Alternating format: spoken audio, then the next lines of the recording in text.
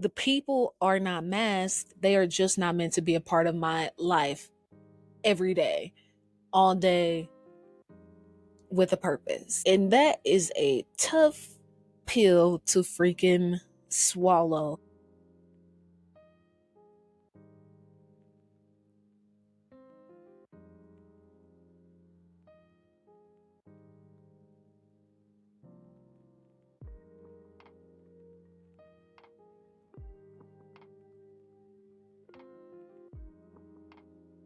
Hello, hello, hey, hello, hello, hello, hello, hey, hello, hello, hello, hello, hey, hello, hello, hello, hello, hey, hello, hello. Welcome back to another episode of the Soul and Grace podcast. I know y'all thought Erica Badu was up in this thing, but she's not. I was just listening to that whole mixtape that she dropped 2016, I think. Yeah. Because I was still in Dallas. I don't know. Great mixtape. Anyways, hello and welcome back to another episode of the Soul and Grace podcast. Hello. How are you doing? How are you feeling? I hope that you are doing and feeling well. I'm just going to go ahead and try to excuse myself right now. If you hear me sniffling or like a little scratchy, apparently I have allergies, and those allergies have been showing out a little bit, at least like this on and off cough. And for some reason at night, it's like a little bit more present than it is during the day. I don't know what the hell that's about, but I need this hot and cold and hot and cold and the cold and the hot to just stop. I'm ready for the hot, because I don't know about y'all, but at least here for the few days that we've gotten that are super, super sunny and beautiful, those 60-degree days feel like 80 in Colorado. So I'm ready for this hot as summer. Obviously, not with this hat, but I know it was fun. It was like 40, 50 today, and then in the afternoon it got warmer. And then right now it's nighttime, so I'm in the house. It's not like who gonna whoop me though? Nobody. Anyways, yeah, welcome back to another episode, another week. Yeah, what's been going on with me? Mm-mm-mm-mm-mm. Honestly, just surviving.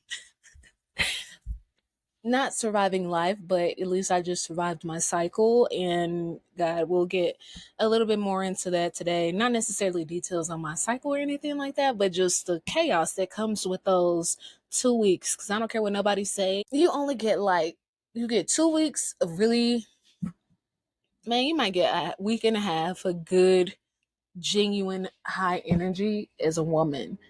And that's when your body is wanting you to mate or look for a mate and do all of the things. Between the emotional fog, the luteal phase, the cycle coming through, and all of the things life.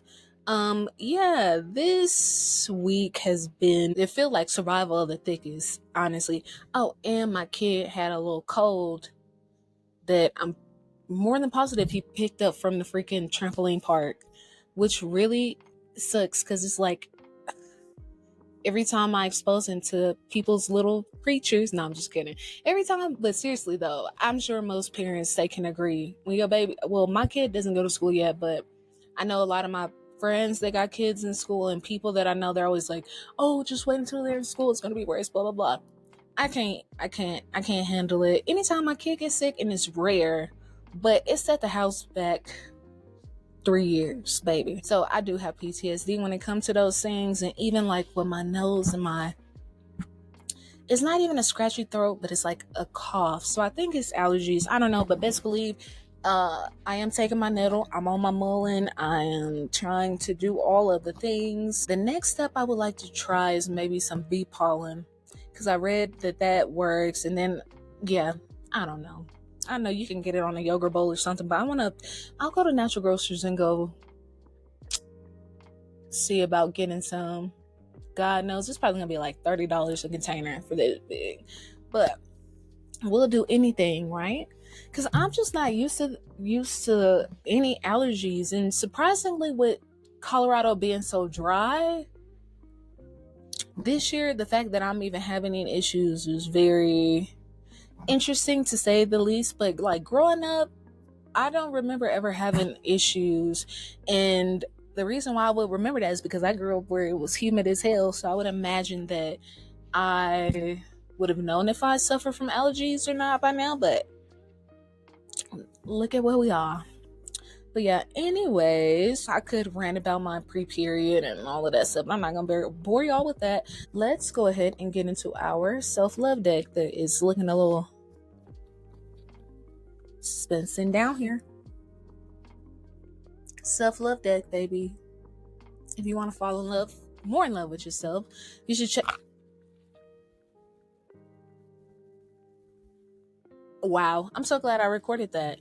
And now, I don't believe that we are on level 1, but we're just gonna start there this week. I don't know why I can't remember. I skipped a day. You guys are not getting a podcast on, or this episode on a Sunday. You're getting it on a Wednesday. So, child, the next let me not. I'm so grateful for all of the opportunities and the journeys that or the journey that I will be on the next couple of weeks. So pray with me. I haven't decided if I'm gonna do like bulk recording to keep my consistency flowing yet. I'll get more into that, why I would break that. But anyways, we're gonna start with our level 1, which is our past. This deck, if you're new here, is labeled 1, 2, 3, past, present, and the future.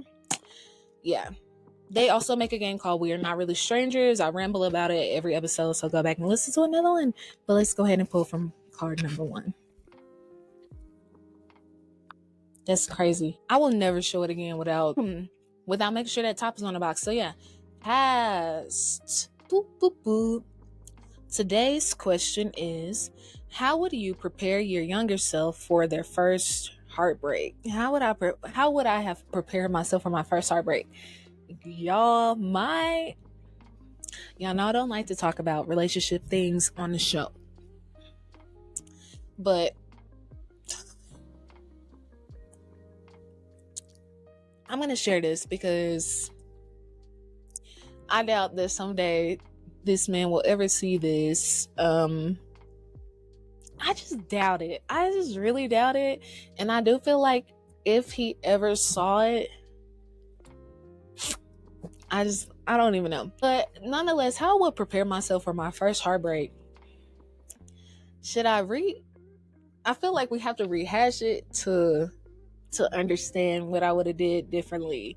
And I feel like if I could have prepared myself for my first heartbreak, the first thing I would tell myself is there's plenty fish in the sea. You know there's plenty fish in the sea. That's the first thing I would say. That's like the first, and like brush it off my shoulder. So, but I don't know. Is this before or after? Like, does this prevent the heartbreak? Because if I had to tell myself anything that could have prevented my first heartbreak, it probably would have been, I need to be very upfront and honest about who and what I would like to be with. Because not that I didn't want to be with him, I loved him. I was supposed to marry him. I was supposed to run away in the sunset with him. And now all the flashbacks to like how crazy.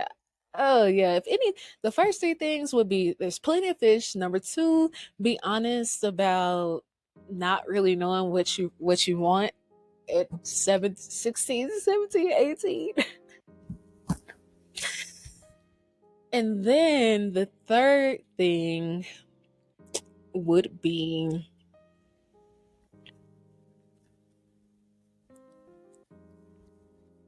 I feel like the third thing would be don't mess up a good thing with your curiosity. Yeah, I don't know, but Blake, if you ever see this, I was head over heels for you. And I hope you're doing good in life. Anyways, let's go ahead and hop into the show. There is no gotta happen for the week. Take your herbs so you can beat the pollen in the air, baby. yeah, let's go ahead and get into soul search.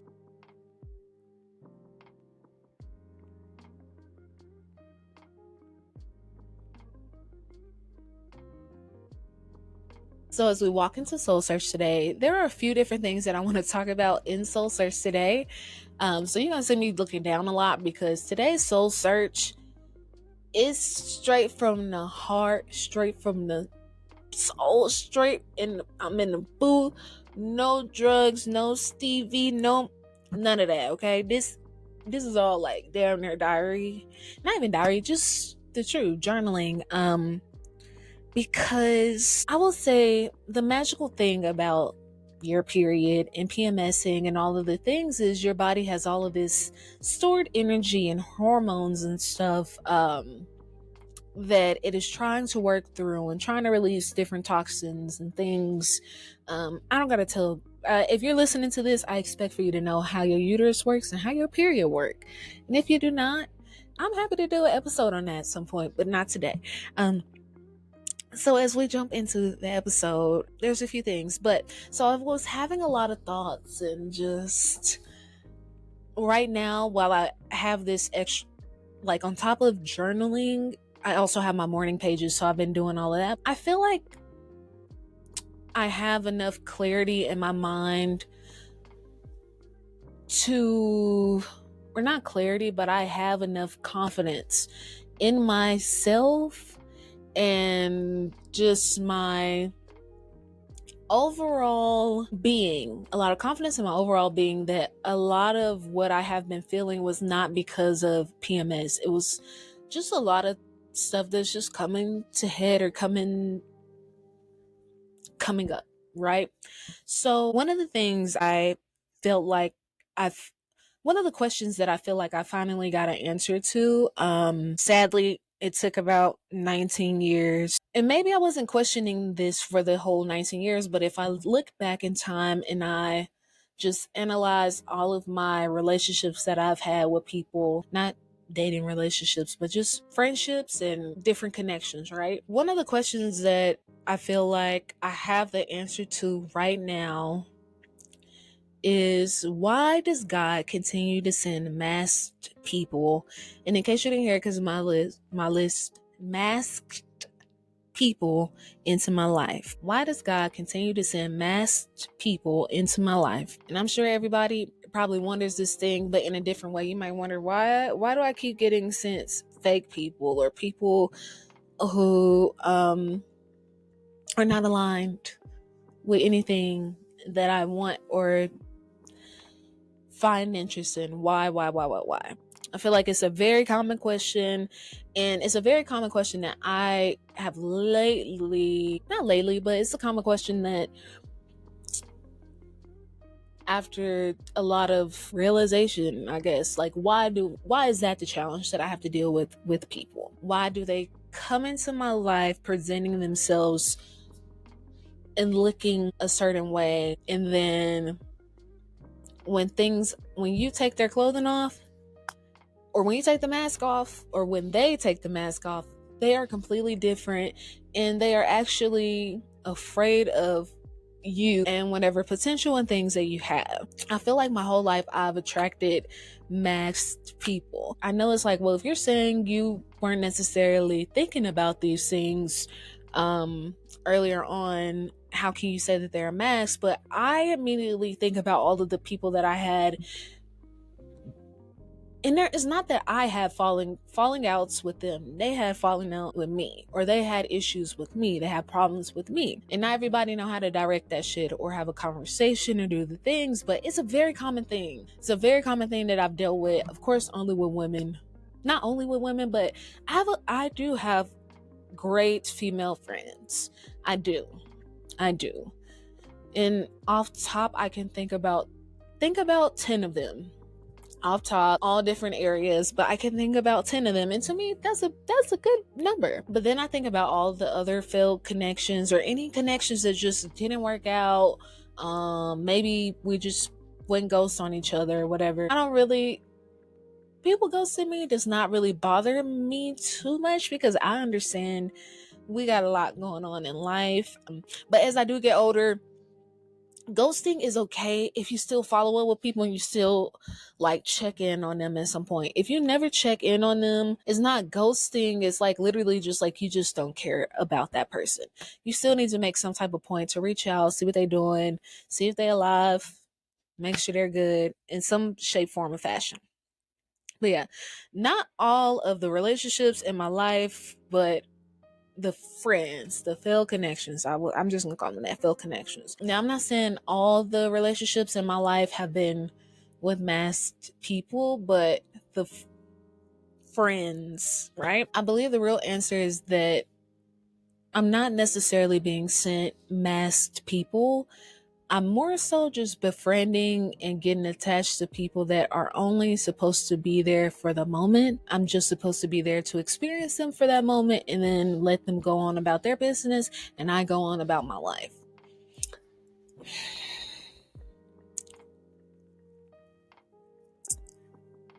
The people are not masked. They are just not meant to be a part of my life every day, all day, with a purpose. And that is a tough pill to freaking swallow. Like, they were never meant to be a part of your life. Sadly, I think so many women get caught up in this, not even just from a friend standpoint, but like definitely a dating standpoint. You know, I know women don't like to hear it, but sometimes you were meant to just be a one night stand, or that was the situation, period. It was just only supposed to be a one night stand. That's it. Maybe a few times then. Just for that moment. An experience just for that moment. Continuing these situationships has done nothing but either let me down and disappoint me. And even saying that out loud was crazy. Like, as I was writing it and like, or typing it, it was interesting because yeah, it literally either hurts me or leaves me feeling disappointed in the people or person, better yet. When in reality, the disappointment should be directed at myself for trying to keep these people in my life. The pieces do not fit. They don't fit my puzzle, at least. And that is just... And the other thing too is like, signs be there. Signs definitely be there.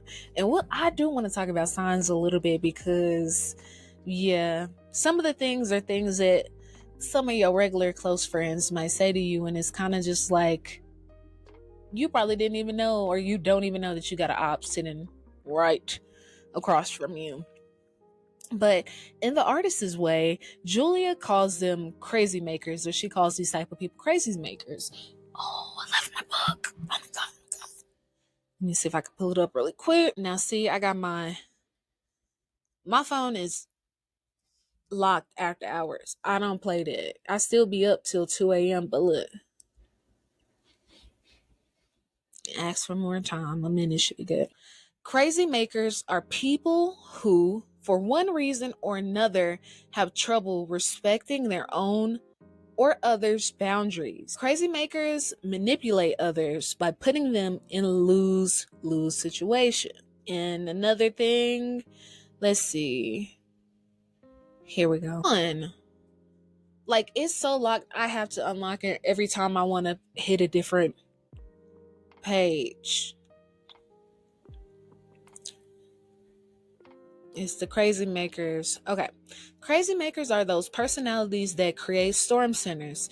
They are often charismatic, frequently charming, highly inventive, and powerfully persuasive. Crazy makers are the kind of people who can take over your whole life. I'm reading this too fast because I had some crazy makers in my life, and I say had past tense because y'all getting the fuck up out of here. Period. Crazy makers like drama. If they can swing it, they are the star. Everyone around them functions as supporting cast, picking up their cues, their interests, and their entrances and their exits from the crazy makers' crazy whims. Now, how many people do you know like that in your life? And I'm also add some other definitions to that just to say, how many people can you think of when you have now heard the term crazy maker, and you've heard the definition or examples of what they are. Because I can think about a few. And the sad part about being able to think about a few and coming across this chapter in this damn book is simply it be the people that you want or wanted and you could see go to the top with you, or you feel they could go to the top with you. And sometimes what I'm realizing is a lot of crazy makers don't even realize that they are the fire to the flame. I don't know, the fire to the, y'all are the chaos. And you don't even realize it. You don't even realize it. Maybe you can't think of none in this moment, but keep this term in mind and come back to this video when you point it out. Because I promise you, there's one or two or three. Hell, your mom or your dad might be a crazy maker in your life. And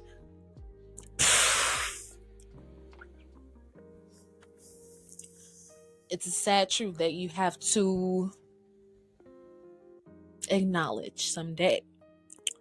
But yeah, I can't believe it took me 19 years. And the reason why I'm saying 19 is because a lot of the stuff like right now that I'm reading, a lot of it says that our awareness of who we are starts around like 4 or 5 and all of those things. But I would say not until 8 or 10 years old for girls, especially because by that point in time, most little girls they look a little early puberty, different things, being around more groups of girls at school. I remember what I was doing. I mean, honestly, one of my childhood best friends, Nisha, you probably watching this. Hey girl. I remember when we were in like 4th grade and just how cliquey we all used to be.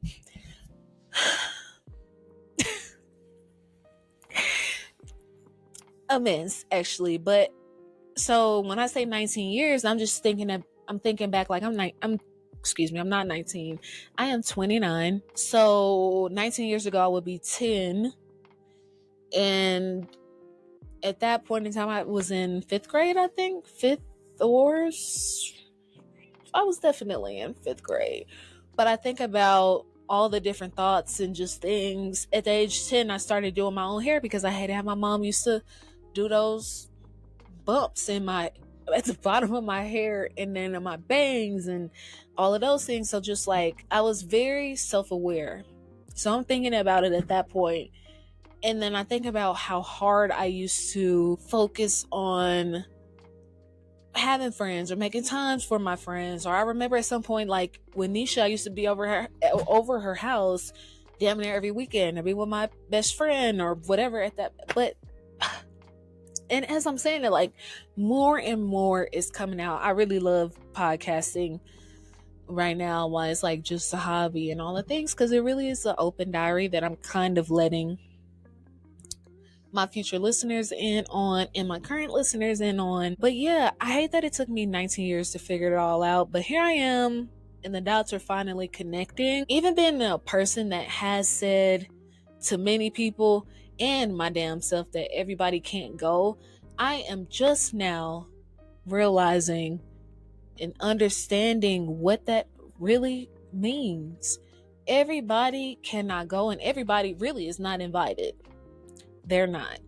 So even when we are meeting people, or you like me, you are a super friend of friends, damn near, because yeah, I am charming as fuck, but I am charming and genuine in things and all of these things. And honestly, that just brings me to another point. The things that the crazy makers in my life have said over the last 19 years of my life.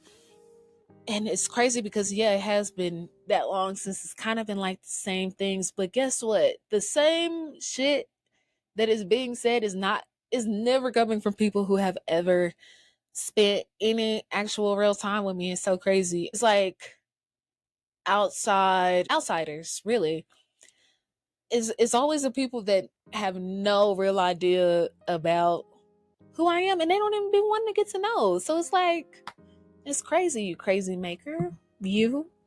What a shame. So now that I feel like I confidently understand everyone can't go, mind you, I'm also getting this 3 months before my 30th. And I also appreciate the fact that I am a lot of these things, and I'm doing this journey. I'm keep looking down like I got the book, but the fact that I'm doing the artist's way right before I hit 30,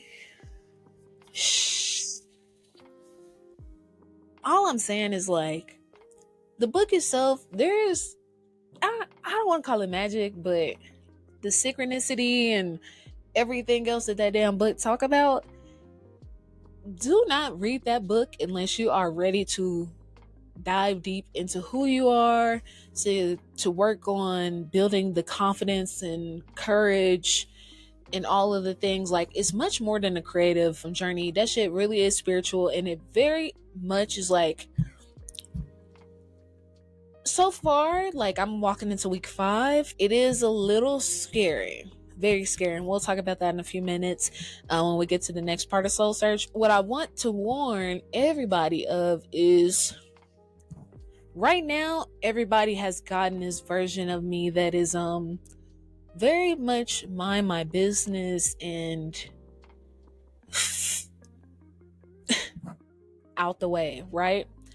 And that's how I'm gonna be regardless. But I fear that at the end of this 12 weeks, all that shit that you think I probably will be, because it's not that the book is giving me more confidence. It's more so just helping me get all of the feelings out and piece the feelings together for myself, figure out the whys, the hows, point out if this is shit that I want to change for real or not. When I make a list of the things, and I actually had to make a list, because for me, it's not even always, because this is not something I always hear. Most people, they have no issues with me, but for the people that find I'm just a little too happy, or I just seem like life too good, I actually made a fucking list, right? Because I just wanted to make a list to just see. Now, no, I don't drive no Benz truck yet. I don't got no multi-million-dollar mansion. I don't even think I want one of them, because if you have a home, you already know what it's like to clean that. I'm grateful for all of the things, but I don't think I'm gonna need a big house. Things that people have said, better yet, the things that people point out that they think make me think that I'm better than everybody else. Baby, that shit ain't even icing on the cake. I made a fucking list. Excuse my language. I made a list. People focus on the wrong, they focus on the outside, and they have literally no idea who I really am. And the crazy thing is, I really wasn't acknowledging it, I think, because you're just so blind when you're just on your own path, you in your own club, and they are heading from the outside and they can't even get in. And better yet, you wanted them to get in. And crazy enough, that's why they still outside the club. That's why it never clicked. That's why they made little snarky comments. That's why they kept their distance, because they were never meant to get into the fucking club. Now, back to this list I had to make before I move on to part 2 of Soul Search. I think, and I've talked about this so much because it is a big part, conquering the naysayers and what they have to say, and maybe not even naysayers, but just the people outside the club, conquering those voices, getting them out your head, even if you didn't know that they existed or whatever, is a major part of your self-discovery. I think it's a major part of just being human too, because most of the time people don't know you. They don't know you, and they don't know what you've been through, what you did to get to where you are, or anything. And 9 times out of 10, assumption is their only answer or option. Back to this list. Now, I've been told I talk white, I'm bougie, I've been told all of these things from a very young age. And it's always like, it's not people that are close to me, or maybe they have to get to know me from the outside looking in. When I say I am who I am online and offline, high energy, charming, nurturing, strong, minded, a yapper, a businesswoman, all these things, I present as one person to everybody. Unless it's business, and I just need to present as business because there's no pleasure there. For some reason, those are the things that people will rather focus on rather than who I am actually. And maybe because they don't need to know, I don't know. But after making the list, I'll be damned if I ever let someone's like, I really don't care now, like now already, but now I definitely don't care because now I just feel like if someone feels a certain way or views me as any of those things at this big old age of 29, now it's just kind of like, okay, you think that. And I guess the newest one is just like, because of my son's father being white, like, I think I'm better. And the craziest thing about that, and mind you, I had to debunk that to my mom too, because you know how moms are, they just say little things, and it's like, what I've realized, I'm not even just saying this because my son's father is white. Y'all give white people too much damn power. Too much power. Too much power. And while I haven't yet to run into a white person, they give us too much power too because they be scary. My people that look like me, that see people that look like us, that date outside of their race, it has, for most of us, I think, because I do know some people do feel like that, but for the most part, the outsiders are putting way more power into that shit than the person in the relationship. I also feel like maybe I'm just wrong, but mostly I feel like that's more of a black guy thing. And again, for the simple fact of giving white people too much power. I would never think that I am better than anyone else because of who I'm with, who I had a baby with, being in their part of their communities and wanting to be a part of none of that. Dating someone of your opposite race does not make you bigger, better, badder, anything. It doesn't. So I just want to say, for anyone that thinks in that way or thinks that, I know there's a whole like, oh, the oppressor, blah blah blah, all of those things, those are valid conversations, but if you just simply open your mouth to say someone thinks they're better than me or whoever else because they have a white counterpart, you probably need to seek help fast. And this is to everybody. Because it doesn't work like that. And for me myself, I could never.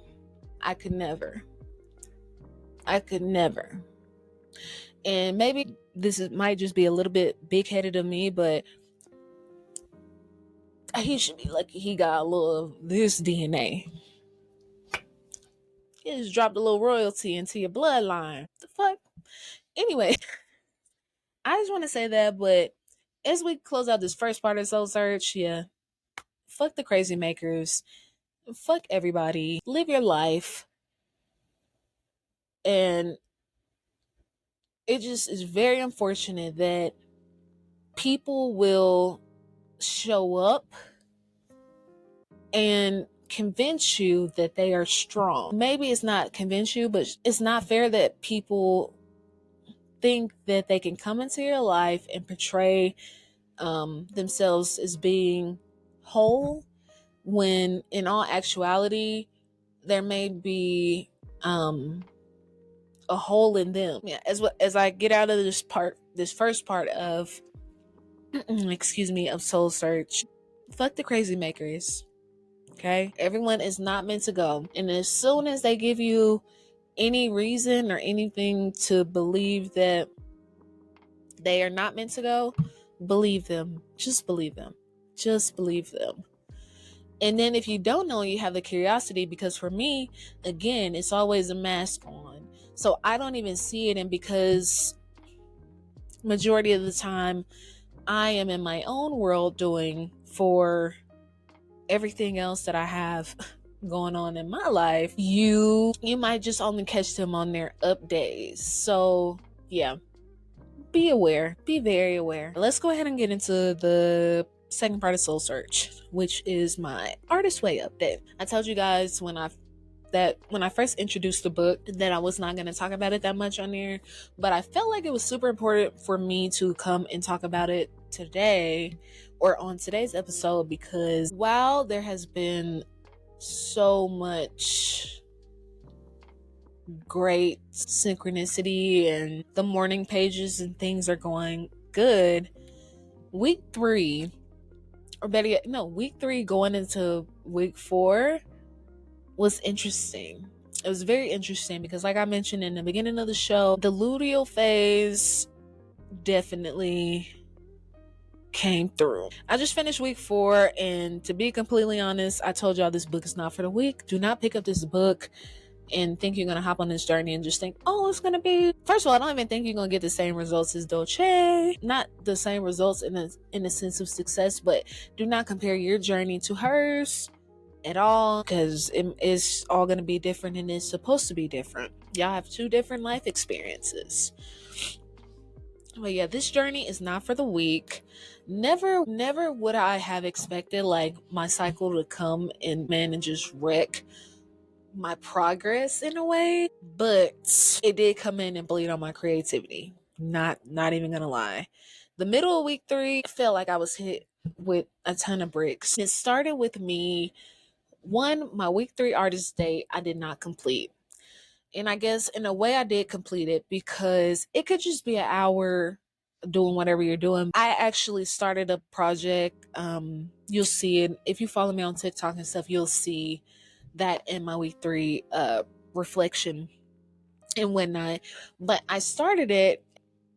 I would be lying if I didn't say that the project is still sitting on my dining table, which is not good for me. I'll tell you why in just a few moments. The pre-period space where everything feels just a little off ruined my consistency in a way.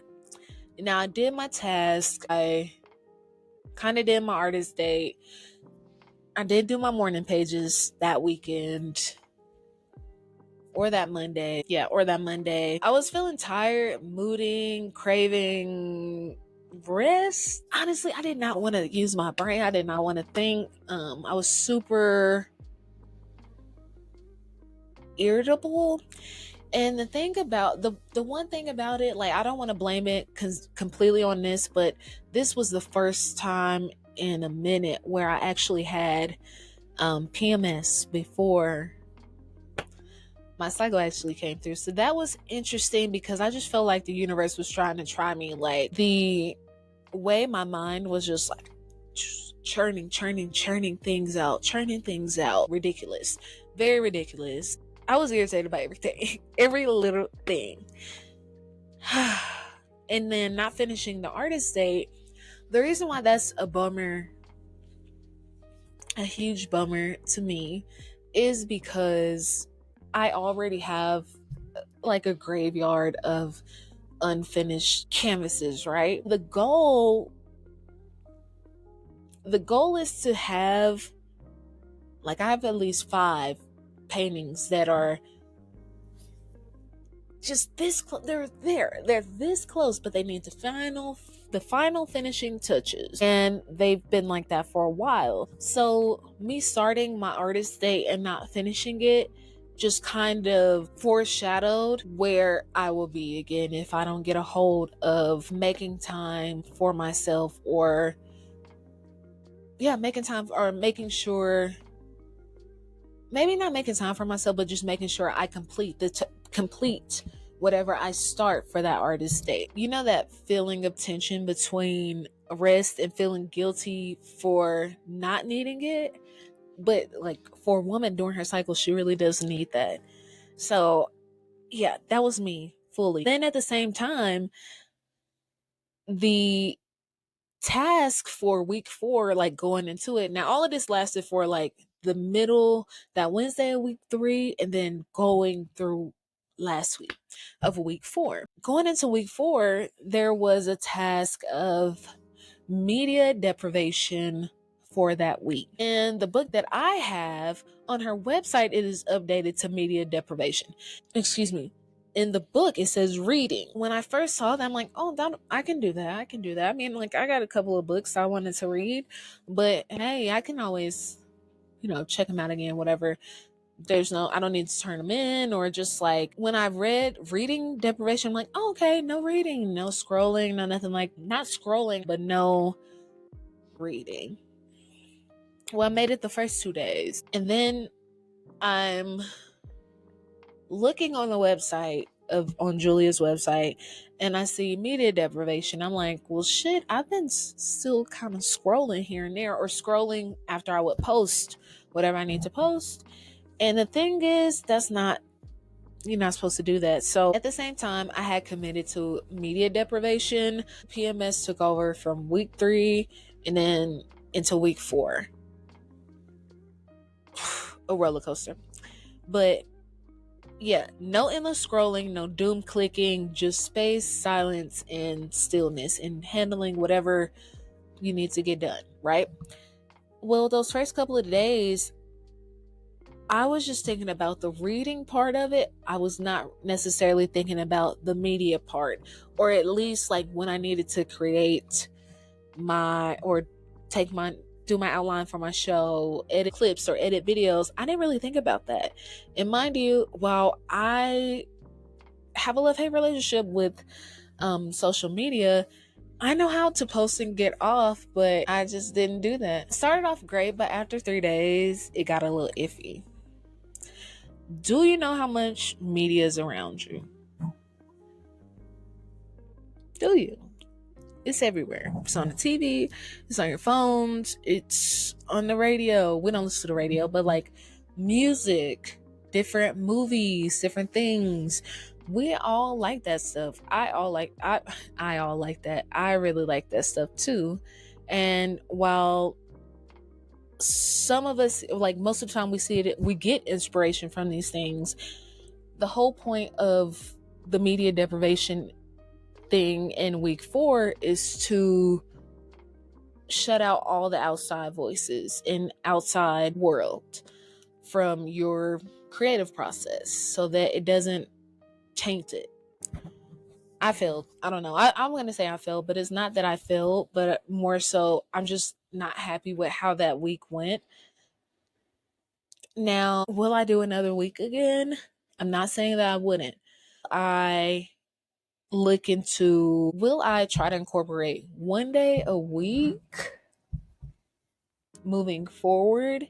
Yes. Do you know how obsessed and stuck to our phones we are? Very, very, very, very. Do you know how hard it is not to go, like, to have a question pop up in your mind and then immediately run to the internet to look up an answer or see something, or maybe you read something online the day before and it crossed your mind, so you want to get the update on it or whatever.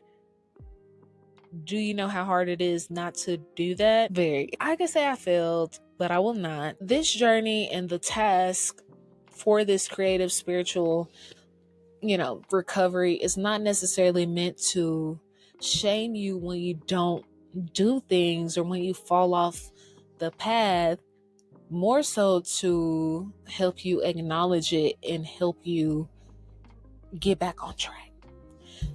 I always say, like, as long as you can acknowledge it, you doing right. You are on the right path. Now, if you keep repeating it, yes, there's a problem. But if you can at least stop and acknowledge where you went wrong, that's the first step to your change or changes that you want to make. The journey and the task are not meant to discourage us, but more bring forth truths. And that's all I keep getting in. Again, like I said, don't buy this book if you're not ready for it to bring you questions for you to answer. Because there are a lot of the questions at a few of the chapters that I didn't necessarily have answers to, but I can't stop thinking about finding the answer to them. Like, one of the things that I'm still stuck on is like, list 5 heroes or 5 people that 5 heroes, I think. 5 people you could look up to. I could not think of 5 people that I could look up to. And mind you, people that I could look up to, that I actually have something to look up to. Not like my grandma, I look up to her because of blah blah blah. My mom, I look up to her because of blah blah blah. I don't have 5 people that come to mind. I don't know why. I'm also trying to figure out, is it because, once you find out something, it just kind of brings that person to like almost a regular person level. I don't know, my mind keeps drawing a blank, but yeah, I don't have that person. So yeah, it was like this book is really helping me answer questions that I never even considered answering or thinking about really at all. As far as media deprivation, I think we're all addicted. It's the damn phones, like your mama used to say. It's the damn phones. It is. It really is. And what's crazy is like my work phone is an Android. Maybe I need to just get an Android because I mean, not that I hate it, it's a good one, but it's like nothing about it be making me want to scroll and do anything outside of doula stuff on it. Instead of saying I failed, I've decided to try again. It's the damn phones. But instead of saying I failed, I've decided to try again. If I cannot dedicate at least one day to myself, something is wrong. I think that's the purpose of the book, and maybe even your self-discovery, self-care, wellness, well-being, whatever journey you want to call it. I think it's a big part of that too. Defining time for yourself and your wants, needs, desires, passions, or whatever it is that you want is very important. And nobody else gonna do it for us. Nobody's gonna do it for us. So like in this specific book, or I remember reading different comments, and you can see these comments from people that have tried this book out and read it, or like started it and quit. Many people say that the task at the end of the chapters are too much for them to do, and they find it to be annoying. And what I'm realizing is these people probably just don't have enough time for themselves. Like a lot of people saw online are talking a lot of about her as well, which I also think is just like people being on a different whatever type A, B, C, or D you are, right? Because yes, this is a white woman that wrote this book.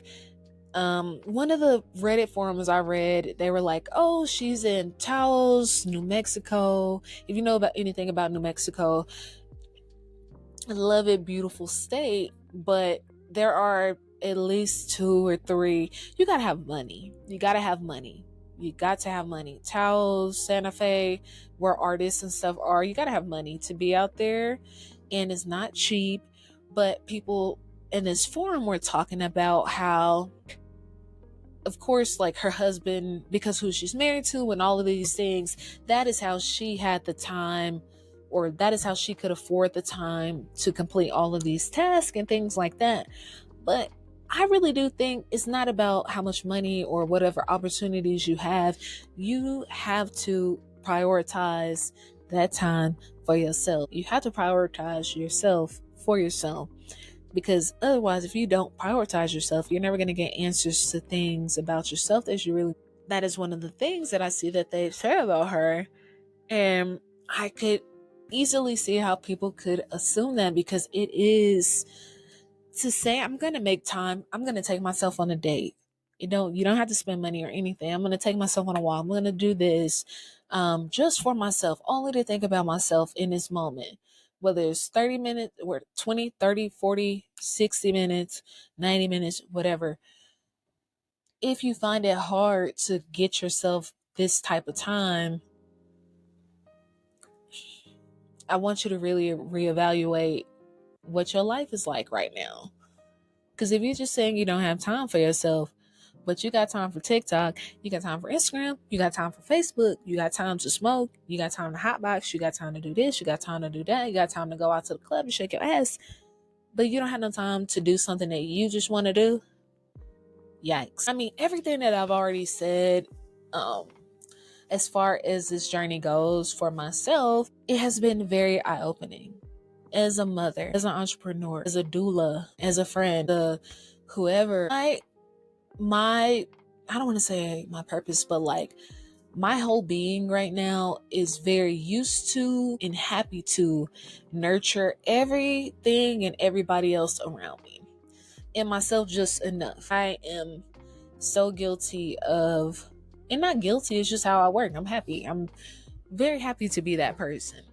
But as I'm getting older, I'm just recognizing how much more important it is that I get to have the time to myself to do whatever it is, however I want, whenever I want. And I do a lot of that. I really do. But yeah, being all of those things, a homemaker too, and most of my time is given to others, nurturing them. What about nurturing me? What about nurturing you? Not me nurturing you, but you know what I mean? Nurturing yourself. What about that? Only I can make myself a priority. So I have to try again or try the 1-day method. And I think I'm going to just try again. Also, like I said, I'm preparing for a few different things. So I don't want to say it was almost impossible. Like I couldn't put those things off anymore. But a lot of those things needed to get handled. So maybe I will start with going back one more week. And I suggest it to you guys too. Maybe not a week, but try for a day. What I would suggest is like warn the people in your life. If you are worried about people not being able to reach you or anything like that, tell them, hey, I'm going to be taking a break from my phone and my devices or whatever else. Maybe you only answer or respond to people in the morning and at nighttime. Create some type of block where you don't have to be attached or bound to your device. I've written down so many great ideas, but I haven't really picked up a paintbrush.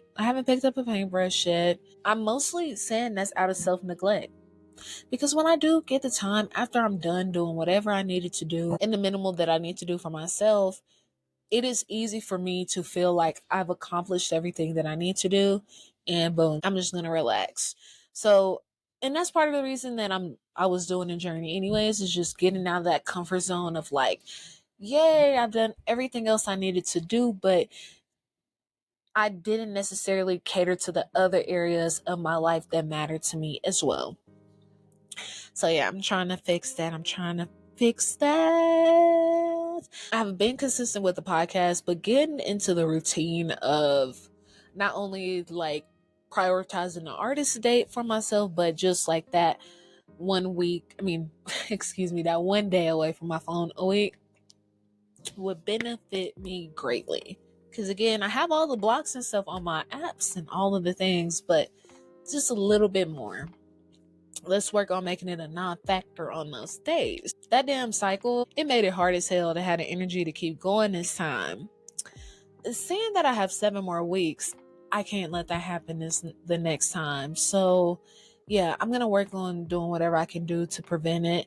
Normally to help with PMS and all of those things before I drink clove tea every day, and I definitely skipped out because I was taking like some other stuff, not for the same thing. But if you're ever looking for a cure for your PMS, now when you're on it, it's not going to be a cure for them besides like pain relief. But prior to that luteal phase, definitely drink some clove tea. It helps, and it's really good if you like it, if you can get past the flavor. But I really like it. I don't know, maybe you will too if you haven't already tried that. But yeah, I cannot let the PMS take over, or the PMDD or whatever it is take over at all. So we will be redoing that again. We will be. I do not want to be a woman defeated by her period.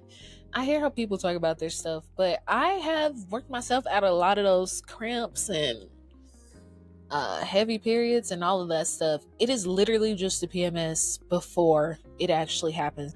I can't have that. I'm not gonna be defeated by my period. I refuse. Instead of judging myself about struggling the last week and a half while I'm trying to do something that seems so big to myself, I just simply kept reminding myself that this is a part of this whole shit. This is a part of the whole vision and the bigger picture, and future self for real. Not only am I working through ego, this, you know what ego gonna do. You know what ego gonna do is gonna psych you out of shit. Instead of letting it psych me out of this whole situation, I just kept telling myself, this is the magic happening right before my eyes. I am not a victim. Actually, I'm healing. And of course, you still do your morning pages. You still do everything that you need to do. I was not prepared. I was not prepared at all. I may not have floated through the week with ease at all, but I stayed with myself and I acknowledged the weak areas. We journaled about it. We were very proactive about what I want to do and some things that I want to try in the future. But yeah, I acknowledge my weak areas and I said with that shit. That is growth. Enough rambling about me though. Let's go ahead and get into Queen and close out the show.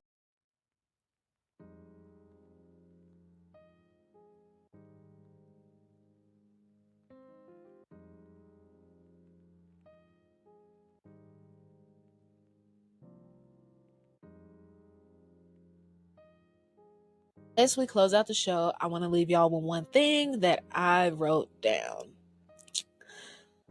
We do not always have to kill the week or the month. And sometimes it's just not a good month for people. Sometimes it's just not a good month. We do not always have to kill the week. Sometimes being present in a storm is the best thing that we could do. If your body needs rest, give it. If your body needs quiet, don't fear it. And if you ever find yourself halfway through a goal thinking, I'm not doing this right, or damn, I messed up, or damn, I skipped another day, damn, this, blah, blah, blah, blah, blah. Remember, you're doing it your way, and that's enough. Also, remember, your way is not going to look the same as your friends, your best friend, your boyfriend, girlfriend, whoever. It's not going to, is your way is never going to resemble anybody else's way. And that's something we all got to get comfortable with. Our lives are not a reflection of everybody else's, and we don't need to be let down by that. We do not. Honor your rhythms. Always choose grace over guilt. Y'all know I love saying that. Lastly, remember that trying, feeling, and surviving are all a part of becoming. It's all a part of it, okay? Fallouts, everything. It's all a part of it. And what doesn't kill you makes you stronger. It really does. And it makes you wiser. Why don't we say that? What doesn't kill you makes you wiser. Why don't old people say that? Because it does. It makes you wiser because it's a lesson learned. I have no idea why they don't say that, but they need to though. I probably will start telling my kid that because it really does make you wiser when things don't, I don't want to say when they don't go the way that you want, but where there is a lesson, there is a blessing. Just consider that blessing something that makes you wiser, bigger, and better than the rest. Anyways, that's all I got to yap about this episode. As always, don't forget to like, comment, share, and subscribe. Follow me at Soul Plus Grace on Instagram and TikTok, and follow the podcast itself at the Soul and Grace podcast. And you can find the podcast on YouTube at Soul and Grace. I don't know if I need to add the on there. Are y'all having issues finding it on there? Because we need to run up those subscribers. But anyways, yeah, Soul and Grace on YouTube. It will all be tagged down below in the description box. And make sure you tune in on Spotify if you want to see the visual early, if you want to hear the audio, or tune in on Mondays when I upload the visuals to YouTube. Thanks for tuning in to another episode of the Soul and Grace podcast. I will see you next week. Bye.